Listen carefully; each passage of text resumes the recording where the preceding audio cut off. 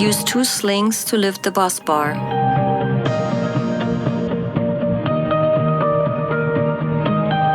Move the bus bar careful by crane to the prepared fastening.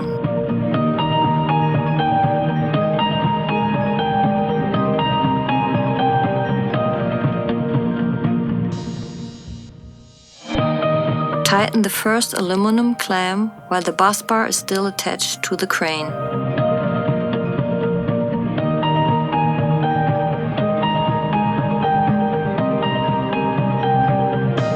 Tighten the second clamp.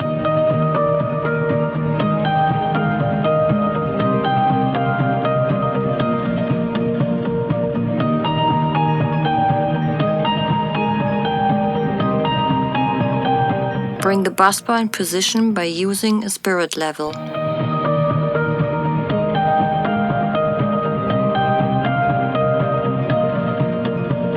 Tighten the nuts with the specified torch.